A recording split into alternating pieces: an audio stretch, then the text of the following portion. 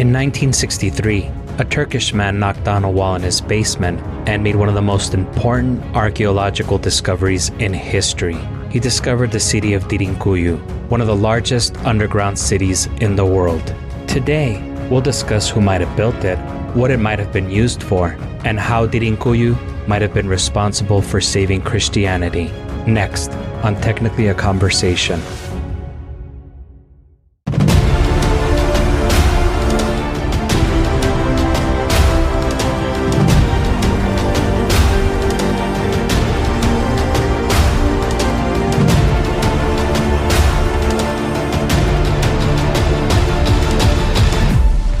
Greetings, you're listening to Technically a Conversation, a podcast where we share an interesting topic or story with each other and hope you find it interesting as well. I'm one half of your host, Jose, and I'm joined, as always, by my lovely co-host, Isela. How are you doing today? Doing pretty good, sweating it out like everybody else in Texas. How are you?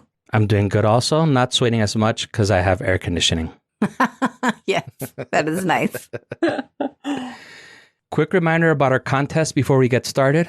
If you enjoy our show, take 2 minutes to leave us a review. What should they do again, Isela?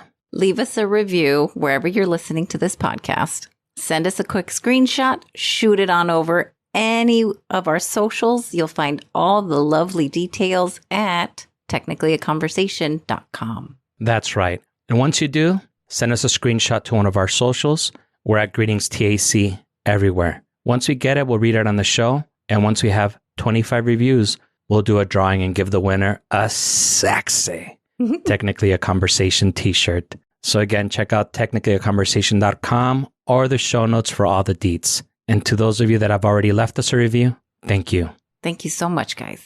Quick shout out to the queens, Elena and Erica, the Duke, Stephen B., and the Contra Zoom Pod podcast.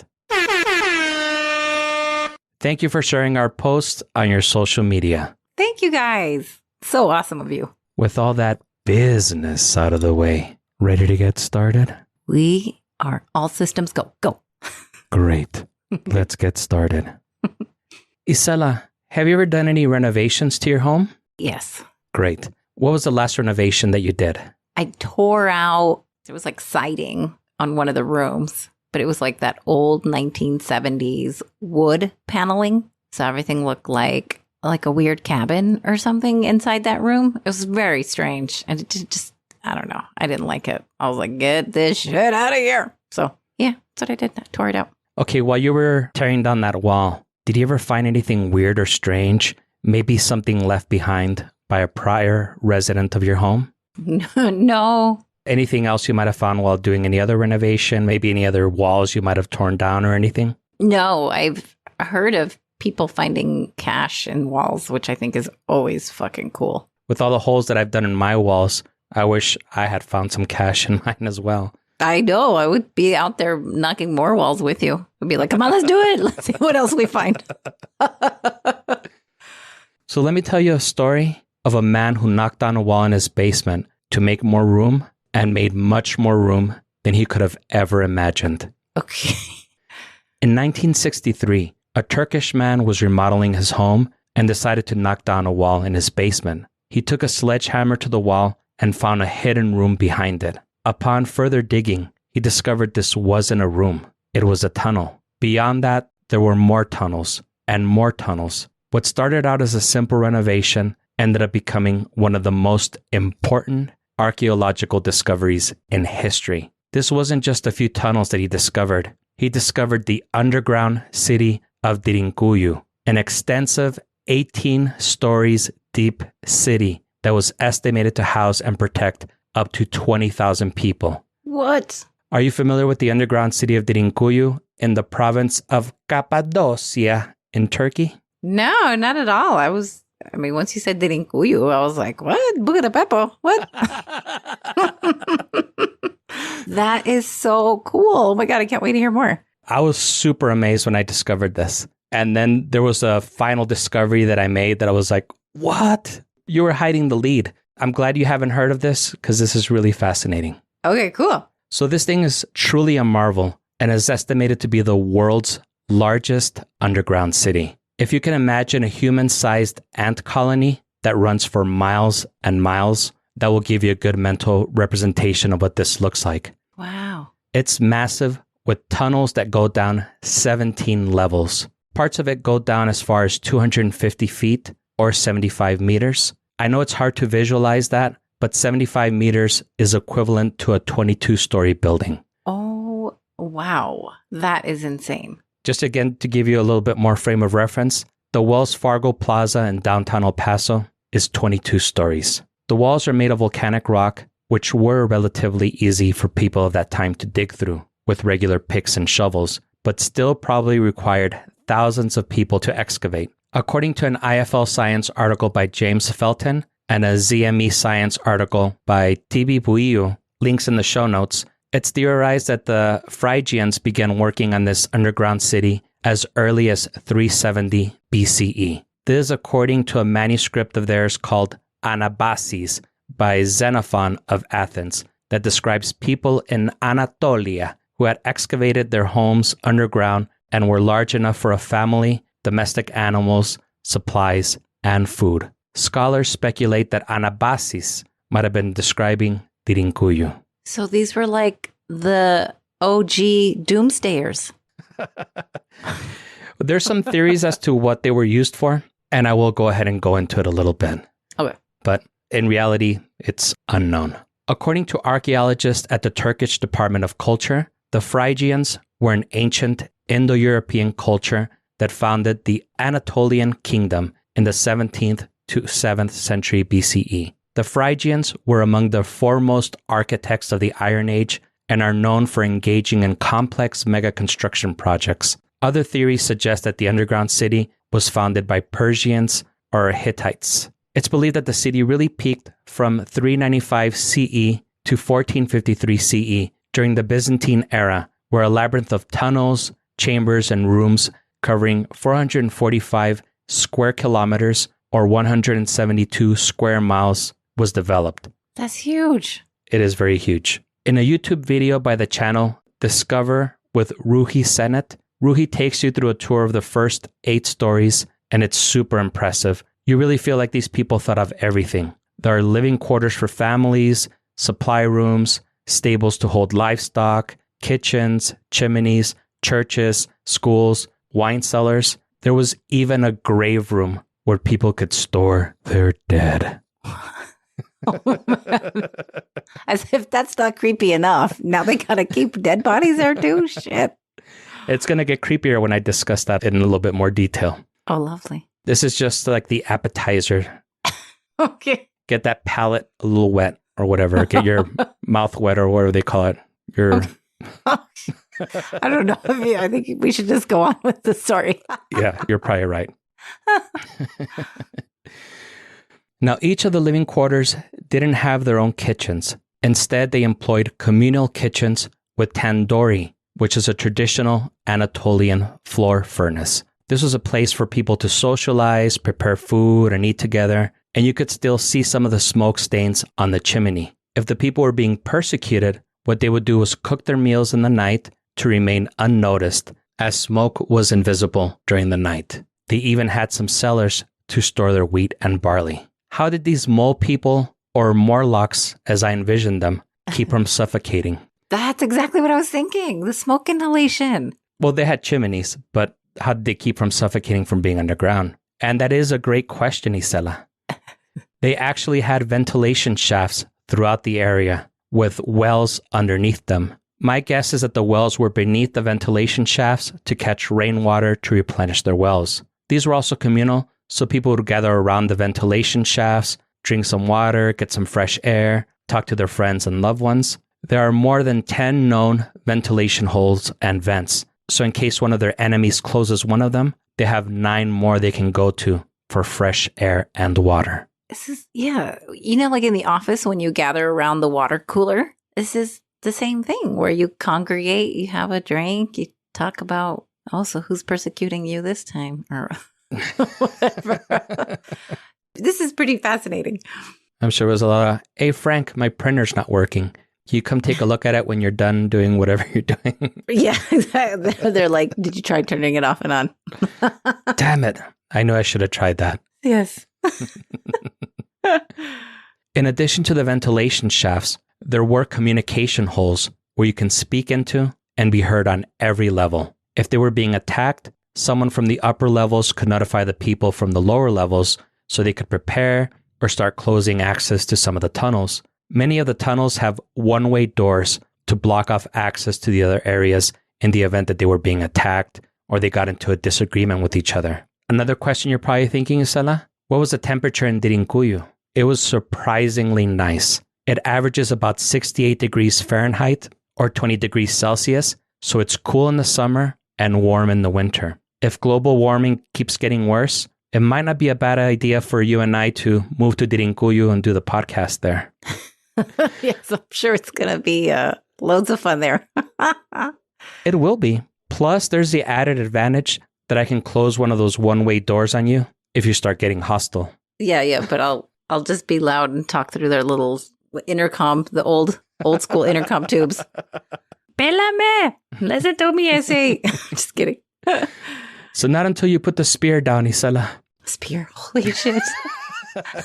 I'm just picturing myself. That's so funny. From everything that you've heard, what do you think about Derinkuyu so far? Are you pretty impressed or not really? Yeah, this is fascinating. I could see people seeking refuge underground. I mean, it's the whole idea behind like a basement. This is normal, but a whole city. Like, this sounds like a functioning city underground. It is very impressive. And I will put a link in the show notes to the video that I saw where they did a tour. There's actually 2 videos, but that will give you an idea of what it was really like. I couldn't even imagine how long that would have taken. Yeah, that's super impressive. It is. It's so cool. And when you said in the Empire State Building episode about me being impressed with architecture, right? This is the type of architecture that I'm impressed with. Yeah, this is the most thinking outside the box type of living abode that you can think of for sure. Definitely. So let's go ahead and take a quick break. And when we return, we'll talk about how Derinkuyu might be the reason that we still have Christianity today.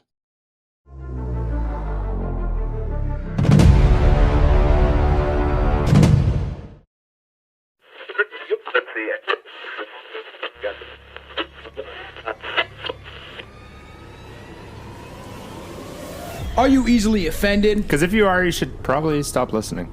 Are you interested in the bizarre and unusual? Like serial killers? You scream as loud as you can. They're already scared of you. They stab you just once. You know what I mean? Then run Or off. maybe they fucking kill you. And aliens? I'm thinking aliens. Yeah, probably. like if you're gonna take my sperm, at least make me happy. Don't forget about the paranormal. Why do you look like that? Because I'm from hell, bitch! Why are you from hell? Come on strange, drunken journeys with us. Your host, Tomcat, a.k.a. Tom Thompson. And Billy Kirby. As we drink and discuss the creepy and weird sides of life. Strange Brew Podcast. That's Strange Brew Podcast. Okay, Tom, relax. Strange Brew can be found anywhere you can find a podcast, though. From Apple Podcast and Spotify to Podbean and many more. So crack those beers or the booze and light those doobies because it's about to get strange.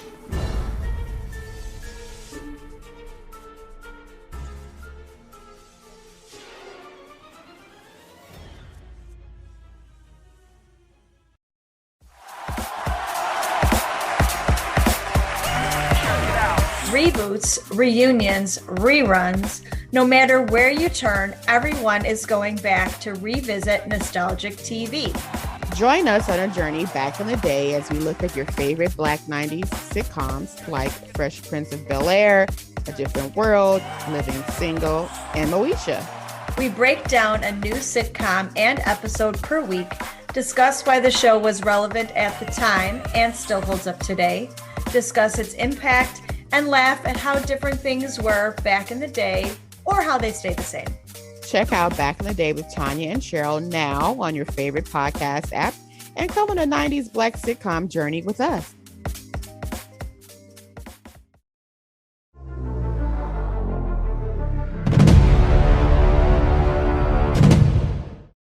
Welcome back. Did you dig any underground cities during our break, Isela? Dude, you don't even know. I want to do that to my house. Like, that would be so cool. If you were to dig your own underground city, what is one thing that you wouldn't be able to live without? Well, I would assume if I'm only living underneath, I would need some kind of a place for the restroom. Yeah, that would be definitely very important.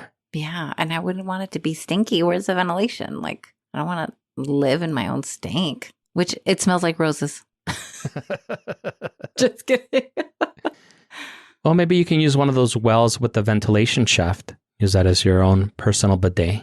Or actually not bidet, personal abode, do they call it? I don't know. Personal toilet. That's the one thing I can think of anyway. That and showers, but I guess though that's what I was thinking more of, like the ventilation type places. But it's not like I don't know. It's so weird. I don't know. It's pretty fascinating. Well, you know what? I'm not smart because I was thinking if I were to become a chud and go live underground, there would have to be internet access. That would be the toughest thing for me to live without. But yeah, I think maybe a toilet and running water would be a little bit more important. Yeah, I think that's how we got out of like the bubonic plague and all kinds of other stuff. Just taking a note from history. And I know that you know this, Isela, but for our super friends that might not know what a chud is, it's a cannibalistic humanoid underground dweller. I did not know that, but now I do. Thank you. Now, one thing that ancient people couldn't live without was Christianity. Before our break, I teased that had it not been for Derinkuyu, Christianity might not have survived. Some scholars believe that at one time early Christians lived there. And by early Christians, they mean as far back as the grandchildren of the first Christians seeking refuge from their persecution. I don't know if you knew this, but it wasn't always hip to be Christian. And for some time, the Romans slaughtered the early Christians. Yes. Had they not found this underground haven, Christianity possibly would not have survived or spread. Interesting. Now, Ruhi Sennett never went into detail as to why some scholars believe that, but there is some evidence that suggests the presence of Christians in the underground city. There are crosses carved into some of the walls. Some of the tunnels are also very narrow, the theory being that Roman soldiers with shields and armor wouldn't be able to make it through, or they would have to line up behind each other one by one, making it easier for those being chased to defend themselves. It sounds like such a haven just because, I mean, this has been mentioned more than once where someone's being chased or persecuted and this is like this is their hiding space. It sounds like they were living in fear. How awful. Yeah, definitely. And there is a little bit more evidence to suggest that Christians did live there. So not only did they have schools in Derinkuyu, they also had missionary schools complete with a pool to baptize people in, leading to further solidify the claims that Christians were living there. Yeah, that makes sense. The remarkable thing about the missionary school is that they had arches, which would have been a huge undertaking for people of that time period. There were also rows of seats for the students and a stage for the teacher or instructor. The seats were made of stone though, so they would probably be terrible on your back, and especially terrible if you're going through a hemorrhoid flare-up. The church on the 7th floor is also in the shape of a cross, with the long arms and the short arms. Christians aren't the only people that are believed to have lived there. It's also believed that the Muslims used it for protection during the Arab-Byzantine Wars of 780 and 1180. In addition to doors that could only be opened and closed from one side, they also had fake rooms that led to nowhere.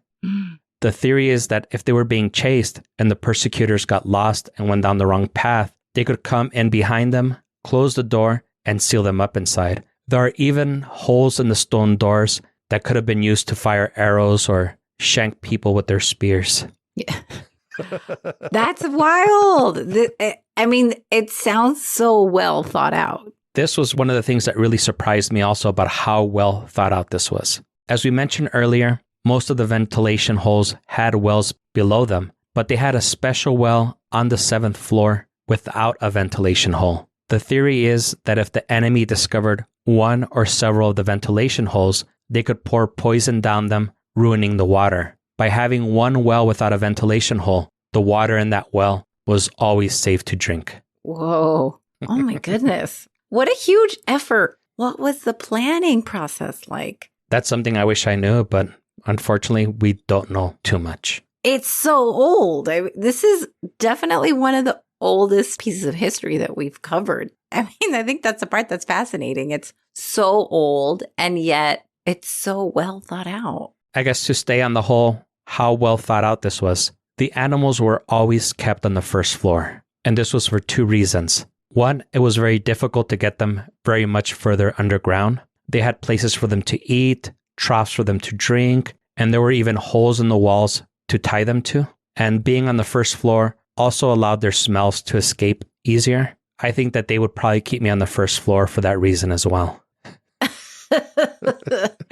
This is exactly some of the things that make me think of that. Horses, as beautiful and majestic as they are very stinky. Like their excrements are very stinky. You know that smell from a good mile away. Yeah, definitely. So for them to be kept underground, it's so, yeah, I definitely need to see this video. Yeah, and just, I guess to further clarify, when I mean first floor, I mean like the first underground floor. Yeah, the first level, I guess, or whatever. Exactly, yeah. It's not a ground level, it's the first underground level. Going back to the grave rooms. The grave rooms appear to have troughs where they would put the bodies to decompose. It's believed they might have used chemicals to dissolve the bodies to keep the corpses from smelling. There were even little rooms that appeared to hold the chemicals they would pour on the bodies to decompose them. Oh my. These were like the original morticians too. I think maybe the Egyptians might have had him beat on that, but yeah, they definitely did develop their own ways to, because especially, who knows how long they were down there. They had to get rid of those bodies because they would start stinking up after a while. Yeah, the Egyptians, they mummified them, right? So they were trying to preserve the bodies. If anything, these people were trying to speed up that process, it sounds like. Yeah, they were trying to get rid of those bodies as quickly as possible. That's wild. And again, this is all just speculative. It's just stuff that scientists and scholars have come up with just by looking at the different rooms. And it's like, why is there a trough in the grave room? Right. Why is this room with chemicals in there? Yeah. Oh, wow. Now we're going to talk about your favorite part of Derinkuyu, Isela. Oh my goodness. Machine Gun Kelly's in here? I'm just kidding. Second favorite part of Derinkuyu. Since Machine Gun Kelly is so synonymous with Derinkuyu. Yeah, this is true. The wine cellars had troughs that would house the grapes, and there were drains that allowed the grape juice to collect in another area. So that way they would separate the grapes from the grape juice to ferment it. Wow. Oh my goodness. Yeah. I was like, God, they even had drains. Yeah. And the cellars also had notches built into the wall to hold the wine bottles. It was one giant wine cellar then. Derinkuyu. That is pretty bomb. And that means they liked to party. Yep, definitely. This is really blowing my mind. Now, it's almost impossible to imagine how many thousands of workers had to be used just for digging alone. And the part that kind of seemed weird was that Ruhi Senet said that this would have been done 1,800 years ago. But from what some of the other sources were suggesting, this was much older than 1,800 years ago. But nonetheless, even if it was older, there was no electricity or modern tools and machinery. 5 million tons of rock and dirt are estimated to have been removed from the tunnels. And just to put it into perspective, even using today's machinery and technology, an ordinary subway takes 4 to 5 years to complete. Wow. Either there was a lot of people working on it, or this took forever. Jesus was working on this thing. Yeah, he knew his people were going to be persecuted, so. Right? He's like, water to wine, guys. Let's do it. Keep the party going. Go. Just kidding. That's myself. The thing that's going to kind of blow your mind a little bit here is that Derinkuyu isn't the only underground city. It's believed that there are 150 to 200 underground cities in that region alone. In fact, another underground city called Kaimikli connects to Derinkuyu through a 4.3 mile or 7-kilometer tunnel, although it is now blocked after some sections of the tunnel collapsed. Well, that's the big fear. How are they creating all these things and not thinking about it? Can this be sustained for an extended period of time? 4 miles? That's impressive. 4.3 miles. Okay. It's at 0.3. Wow. So for a while, Derinkuyu was thought to be the largest underground city. In 2013, archaeologists discovered a new Cappadocian underground city under a hilltop castle in Nevşehir. The site is believed to rival Derinkuyu and might even eclipse it. Early measurements suggest it is a third larger. So it looks like Derinkuyu has some competition depending on how much they're able to excavate and what they discover. Right. And that was only 9 years ago. And it's under a castle. That's the part that's like, there's so many things that are blowing my mind, but it's under a castle. How did they start digging? I mean, it wasn't like a Scooby-Doo bookshelf that they opened, you know what I mean? So what the hell? How do you stumble across that? That's so interesting. It is. And I like that it's underneath a castle. I know. That's pimp, if you ask me. It is. It's a very like Dracula wanted to keep all his, I don't know, his little city that he was going to feed off of or something. Now, in case you want to make the pilgrimage to Derinkuyu, it is open to the public, but only about 10% of the city is accessible. Is that because they fear for people's safety, like it's going to collapse? I think they're still digging a lot of it out. And before they allow commoners to go in there, the scientists want to go in there to make more discoveries because they don't want people to, contaminate the site or anything. I would totally go see that. That's freaking really cool. Now, could you imagine living underground like that? As long as somebody can explain what the toilet situation is like, I really think I'd be down. Like, I would totally be down. Yeah, after I had put the script for this podcast together, that was my biggest question. So how do they handle human waste? Imagine you eat some carnitas or some barbacoa that doesn't really agree with you, and you're expelling an alarming quantity of excrement every time that you remember. Sadly, none of the sources or videos I watched suggested they had toilets or plumbing or anything like that. Maybe that's just the only time they come up. Maybe the above is really for the shit. Yeah, but imagine you're on the 7th floor or 8th floor or 17th floor and you got the carnitas that's like, oh shit, like it's already doing the scared turtle. Right. Yeah, I mean, one, I don't think you have Taco Bell down there. So I'm just kidding. No, that's so mean. You better cut that out. I don't think you're going to have stuff that's, chilies or, some kind of hot peppers going through your butthole. So that's like kind of cool. But I don't even understand how they do that. Especially if, let's just say they were on the 22nd floor down there. That's insane. Well, it only goes down to 17 floors, but it would be the equivalent of a 22-story building. It's just 17 stories, and that's because of how big the gap is between stories, because this is all built into rocks, so... I think I would totally be cool not seeing the light of day. It would be very Vegas, like casinos. What day is it? What time is it? Is it nighttime, daytime? You know what I mean? That's not terrible. But after a while, I think I would want to see a little bit of sunshine. It's that song. Ain't no sunshine when she's gone. Yeah, like in this case, sunshine is really sunshine. I would start to get a little bummed after a while. I think I could probably do it. Just as long as the toilet situation was taken care of. But I go days sometimes without even stepping a foot outside. So I think I would be okay being a Mordok. Yeah, but I still open a window and I still look outside and the sunshine is still very much a part of my day. I have blackout curtains on all my windows and doors. Only in my bedrooms. That's so interesting. Yeah. Wow. Yeah, and it's funny that right away you thought about the human waste issue. Yeah.